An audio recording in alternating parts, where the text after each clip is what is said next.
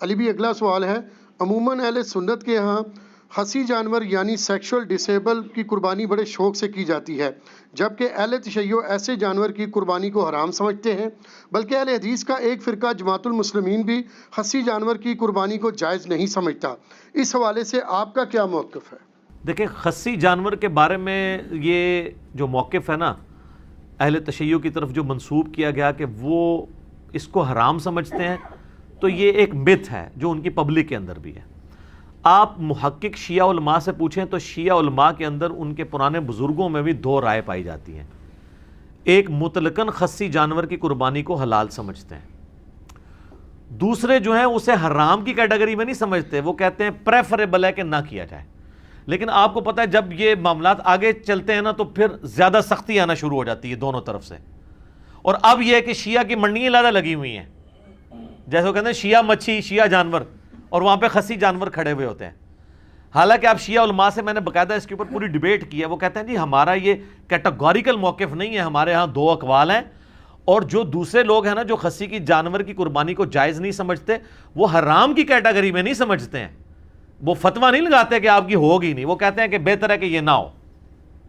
جماعت المسلمین والے تو خیر بہت سخت ہیں، اہل حدیث کا ہی ایک ٹوٹا ہوا ایک سب سیکٹ آپ کہہ لیں، اور وہ کہتے ہیں چونکہ یہ بھی ایک عیب ہے جو جانور کے اندر موجود ہے، وہ کہتے ہیں انسان میں اگر یہ عیب ہو خصی ہونا سیکچولی ڈسیبل تو یہ عیب ہے تو جانور میں کیوں نہیں ہے، یہ وہ لاجک پیش کرتے ہیں۔ دیکھیں اس معاملے میں میرا موقف پہلے کافی سخت تھا، لیکن میں نے ان 5-7 سالوں میں کافی اس کے اوپر ایمفسائز کیا ہے، تو میں اس رزلٹ پہ پہنچا ہوں کہ اس میں آپ کو سختی نہیں کرنی چاہیے۔ اگرچہ جب میرا سخت بھی موقف تھا نا تو میں نے اس وقت بھی کہا تھا کہ اگر کوئی قربانی دیتا ہے ہم اس پہ فتویٰ نہیں لگاتے، نہ اسے یہ کہتے ہیں کہ اس کی قربانی نہیں ہوگی۔ یہ اکتوبر 2012 میں میرا مسئلہ 52 ریکارڈ ہوا تھا۔ اللہ کا شکر ہے کہ میں جب کبھی بھی اجتہادی مسائل پہ بولتا ہوں نا تو میں اپنے لیے ایک راستہ ضرور باقی رکھتا ہوں، کیونکہ مسئلہ اجتہادی ہوتا ہے نا، نص قطعی تو نہیں ہوتا۔ تو بعد میں جب مجھے کبھی کسی موقف میں ڈھیلا موقف اڈاپٹ کرنا پڑے تو میرے لیے کوئی مسئلہ نہیں ہوتا، کیونکہ میں نے پہلے بھی کوئی سخت موقف نہیں اڈاپٹ کیا ہوتا۔ جیسے امام کے پیچھے فاتحہ کا مسئلہ ہے، میں نے اتنے شد و مد سے بیان کیا تھا، اس وقت بھی کہا تھا کہ جہری نمازوں میں جو امام کے پیچھے فاتحہ نہیں پڑھتے تو میں یہ نہیں کہتا ان کی نماز نہیں ہوتی ہے۔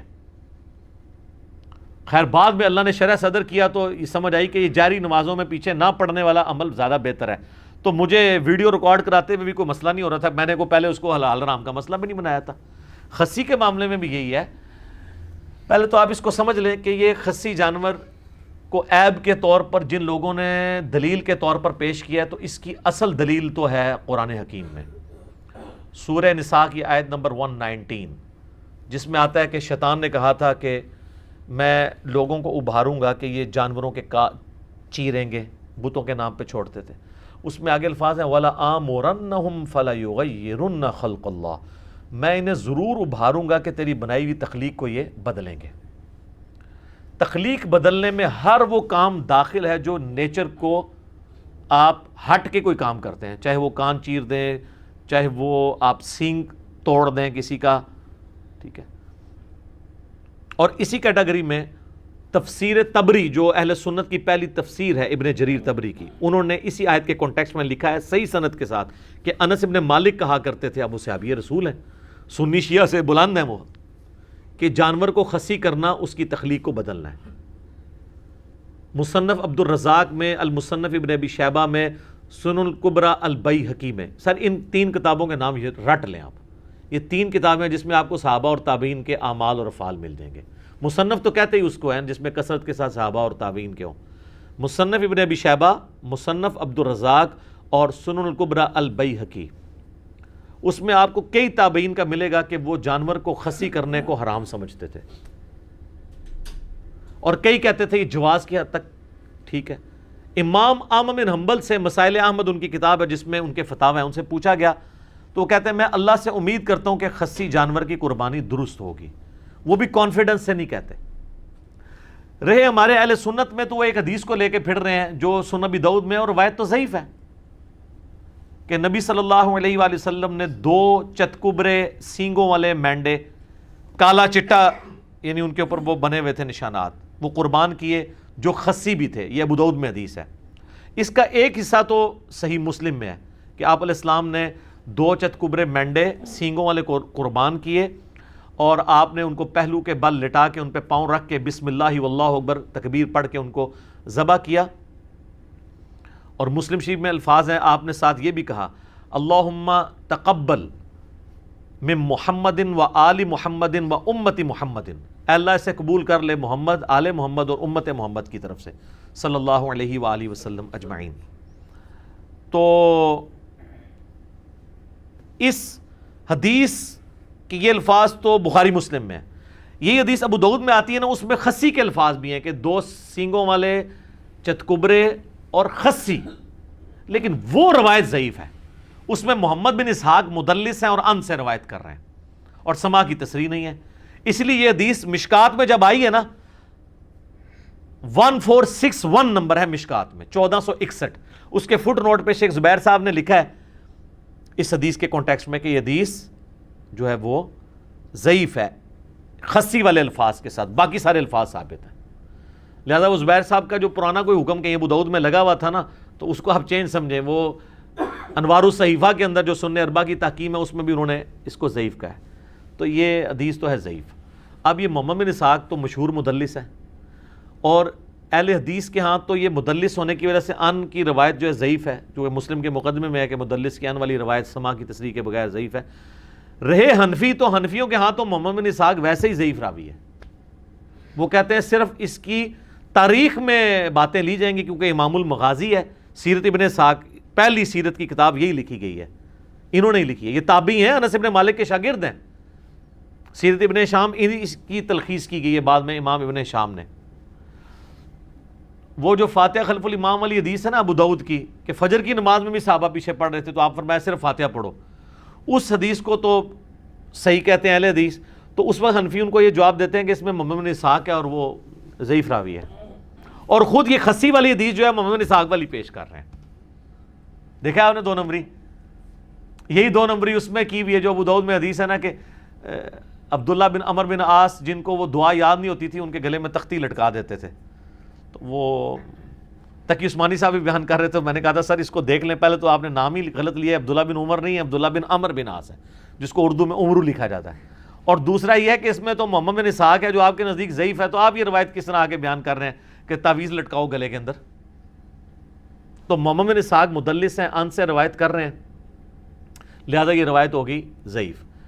اور اس کو اہل حدیث کہیں پیش ہی نہ کریں آپ کہ وہی خصی جانور قربانی کی, خصی جانور کی قربانی کی. اسی وجہ سے جماعت المسلمین والوں کا یہ موقف ہے کہ خصی جانور قربانی نہ کی جائے. اب یہ خصی جانور کا مسئلہ جو کر رہے ہیں ان کا مسئلہ بھی ٹوٹل اجتہاد پہ کھڑا ہوا ہے, نہ کرنے والوں کا بھی اجتہاد پہ کھڑا ہوا ہے. تو جب مسئلہ اجتہادی ہے تو پھر یہ نص نہ رہی. البتہ جو نہ کرنے والے ہیں وہ نص سے اس کو دلیل ضرور پکڑتے ہیں, والا آمرنہم فلا یغیرن خلق اللہ. اس کا جواب جو خصی کی جائز سمجھتے ہیں نا وہ بڑا زبردست جواب دیتے ہیں, اور میں سمجھتا ہوں کہ مولانا اسحاق صاحب رحمہ اللہ تعالیٰ نے اس مسئلے کو کافی حد تک حل کیا ہے. آپ کو پتہ ہے وہ اتحاد امت کے دائی تھے اور ان کو یہ بھی ڈر نہیں ہوتا تھا کہ مسئلہ شیعہ کو سپورٹ کر رہا ہے یا اہل حدیث کو کر رہا ہے, وہ جس کے بھی حق میں ہوتا تھا دھڑلے سے کرتے تھے, اور ان کی کوشش ہوتی تھی کہ جو کامن آئے اس کو وہ ڈیفینڈ بھی کریں. لیکن اس مسئلے میں انہوں نے شیعہ کے اوپر سخت جو ہے نا گرفت کی ہے کہ یہ شیعہ نے جو مسئلہ نکالا ہے نا کہ خصی جانور کی قربانی نہیں ہوتی, اور وہ میں نے بتایا کہ مولانا اسحاق صاحب نے تو یاد ہی بات بتائی تھی. پوری بات یہ ہے کہ شیعہ میں بھی سب کا یہ موقف نہیں ہے, 2 گروہ ہیں.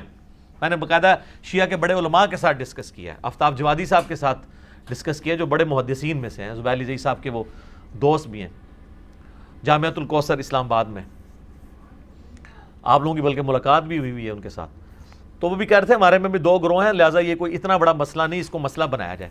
وہ مولانا اسحاق صاحب نے بڑا پیارا جواب دیا. انہوں نے کہا کہ نبی علیہ السلام نے جو عیب گنوائے ہیں نا کہ ان عیوب کی بنیاد پہ جانوروں کی قربانی نہیں ہوگی, وہ تو ابو داؤد میں, ترمذی میں, نسائی میں, ابن ماجہ میں کیا آئے ہیں؟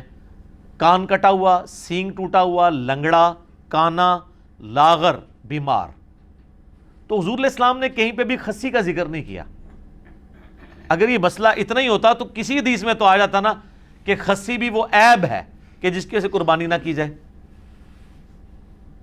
تو آپ نے اس کو نہیں. پھر انہوں نے مسئلہ حل کیا کہ خسی عیب ہے لیکن اس جانور کے لیے جو آپ نے ریپروڈکشن کے لیے رکھا ہوا ہے, جسے آپ اردو میں جفتی کروانا کہتے ہیں, تو اس کے لیے تو ظاہر ہے وہ عیب ہے.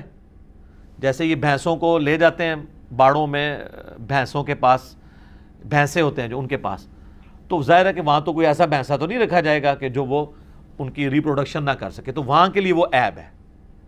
اور اس میں بھی یاد رکھیں بخاری مسلم میں حدیث ہے, نبی علیہ السلام نے اس طرح کا جو وہ سیکشل ریلیشن شپ ہے نا جانوروں کا کرانے کی اجرت لینے سے منع فرمایا, یہ فری کروانا چاہیے. ہاں جی, جس میں شوق ہے نا وہ نیکی ہی کھٹے. ویسے کوئی دے دیتا ہے, جیسے وہ پیروں فقیروں کے پاس آپ جاتے ہیں دعا کے لیے اور ان کے چندہ باکس میں ڈال دیتے ہیں, وہ تو تحفے میں آ جائے گا, لیکن اس کام کی اجرت نہیں لی جا سکتی. تو یہ مسئلہ اس کیس میں تو یہ عیب ہے. رہا گوشت کھانے کے لیے, تو سر اس کے لیے آپ کو کوئی مفتی نہیں بتائے گا. گوشت کی فیلڈ کے ایکسپرٹ کسائی ہیں. جیسے میں کہتا ہوں کہ آپ نے ایمبریولوجی کا مسئلہ پوچھنا ہے تو ڈاکٹر سے پوچھیں گے, جیولوجی کا پوچھنا ہے تو جیولوجسٹ سے پوچھیں گے. آپ ذرا جو گوشت کے ایکسپرٹ لوگ ہیں ان سے ذرا پوچھیں کہ جانور کا خصی ہونا, اس جانور کا جس کا گوشت آپ نے کھانا ہو, یہ اس کے حق میں عیب ہے یا خوبی ہے؟ تو آپ کو بتائے گا کہ خوبی ہے, کیونکہ اس کی وجہ سے جانور موٹا تازہ ہو جاتا ہے. تو شریعت کو لاغر جانور مطلوب ہے قربانی کے لیے گوشت کھانے کے اعتبار سے, یا موٹا. اچھا, باقی آپ کو پتا ہے کہ وہ جو جس کو آنڈل بکرا یہ کہتے ہیں, یعنی نان خسی جو بکرا ہوتا ہے, عام بکرا, اس کے گوشت کا بھی وہ کہتے ہیں کہ اسمیل وغیرہ کا ایشو ہے. خیر وہ آج کل وہ بھی ٹیکے آ گئے اور ٹیکے لگا دیتے ہیں, اسمیل ویسے ہی مر جاتی ہے, وہ ایشو اب چھوٹا رہ گیا. تو اس اعتبار سے اگر دیکھا جائے تو خسی ہونا قربانی کے جانور کے لیے, لیکن یہ مسئلہ میں اجتہاداً بتا رہا ہوں. آپ جس جعلی روایت کو لے کے چل رہے ہیں نا کہ یہ سنت ہے, وہ تو بالکل غلط ہے. وہ ابو داؤد والی روایت ضعیف ہے, محمد بن اسحاق کی تدلیس ہے. مشکات میں 1461 نمبر 1461 مشکات میں فٹ نوٹ پہ آپ دیکھ لیں, کیونکہ میرے اوپر بھی انہوں نے ہنگامہ کھڑا کیا کہ یہ کہتا ہے حدیث ضعیف ہے. بھائی تو پڑھو تو صحیح نا, حدیث کی کتابیں کھولو. وہ کہتے ہیں ابو داؤد میں تو شیخ زبیر علی صاحب نے حسن لکھا ہے, وہ سر پرانا ہے. شیخ زبیر صاحب نے اپنی وفات سے پہلے جو فائنل تحکیم ہے وہ مشکات میں لگائی ہے, کیونکہ یہ 2013 میں پرنٹ ہوئی ہے, اور انوار الصحیفہ سنن اربع کی ضعیف حدیثوں والی کتاب لادہ سے چھپ چکی ہے. وہ ہماری ویب سائٹ ahlsunnatpak.com سے ڈاؤن لوڈ کریں, یہ روایت ضعیف ہے. اسی لیے تو اتنے موٹے موٹے کتابچے لکھنے پڑ رہے ہیں خسی جانوروں کے اوپر, مضمون لکھنے پڑ رہے ہیں جواز ثابت کرنے کے لیے. شیخ زبیر صاحب کے جو شاگرد ہیں غلام مصطفیٰ ظہیر صاحب, انہوں نے باقاعدہ پورا مضمون لکھا ہے جواز ثابت کرنے کے لیے, پریفریبل نہیں. حالانکہ انہی کے اگینسٹ کئی اہل حدیث علماء شیخ زبیر صاحب کے شاگردوں میں سے ہیں, انہوں نے اس کے خلاف مضمون لکھا ہے, نہیں خسی جانور کی قربانی نہیں ہوتی. تو ہمارا موقف یہ ہے کہ پریفریبل آپ نہ کریں. میں تو کئی سالوں سے خسی جانور کی قربانی نہیں کرتا ہوں. میں کہتا ہوں چلے, ویسے یہ بھی ویسے مشہور غلطی ہوا ہے, آنڈل بکرے بھی بڑے موٹے تازے مل جاتے ہیں, یہ نہیں ہے کہ وہ مرے ہوئے ہوتے ہیں. تو لیکن اگر وہ کرتا ہے کوئی فتویٰ نہیں لگاتے. لیکن یہ جو مسئلہ تھا نا کہ یہ عیب میں آتا ہے, اور یہ ٹوٹلی شیعہ نے اس کو اپنی فقہ بنا کے پیش کیا, تو شیعہ میں بھی دو موقف ہیں. اہل سنت کے ہاں بھی یہ مسئلہ اس طریقے سے نہیں ہے. یہ خسی جانور کا مسئلہ ایک کریٹیکل مسئلہ تھا, اس لیے میں ذرا اس کے اوپر ڈیٹیل بولوں. اس کی وجہ سے کافی ایک مصیبت کھڑی ہوئی ہے. حدیثیں جو کہ ضعیف ہیں, نس میں ولا آمرنہم فلا یغیرن خلق اللہ میں فعال کرتا ہے, لیکن اس کی پھر آگے جو اقوال ہیں تفسیر طبری میں انس ابن مالک کا کہ خسی کرنا یہ تخلیق بدلنے میں آتا ہے. اس صورت میں جب آپ نے وہ جانور جفتی کے لیے رکھا ہے, اگر گوشت کے لیے رکھا ہوا ہے, پھر یہ اس کے لیے عیب کے طور پہ شمار نہیں ہوگا, کیونکہ تابعین میں کئی لوگ اس کے قائل بھی ہیں. یعنی یہ اختلاف شروع سے چل رہا ہے, لہٰذا یہ اس کو سنی شیعہ کے بجائے سنیوں میں بھی آپس میں اختلاف ہے, شیعہ میں بھی اختلاف ہے. تو آپ اگر اختلاف سے بچنا چاہتے ہیں ضرور بچیں, لیکن اس کے اوپر حرام کا فتویٰ نہیں لگائیں گے. مسئلہ اجتہادی ہے. یہ وہ عیوب نہیں ہیں جن کو نبی علیہ السلام نے کیٹاگوریکلی مینشن کیا ہے, جو ابو داؤد ترمذی نسائی ابن ماجہ میں ہے, سینگ ٹوٹا ہوا, کان کٹا ہوا, لاغر, کانا, لنگڑا, اس میں یہ فعال نہیں کرتا ہے. لہذا جماعت المسلمین والے تھوڑا اس مسئلے میں غلوف کرتے ہیں, شیعہ میں بعض لوگ غلوف کرتے ہیں. اس غلوف سے بچیں. آپ نے نہیں کرنا, نہ کریں. لوگوں کو یہ نہ کہیں کہ آپ کی قربانی نہیں ہو رہی. ٹھیک ہے, تو اگر آپ کرنا چاہتے ہیں تو آپ ضرور کریں, ہم آپ کو کچھ نہیں کہیں گے.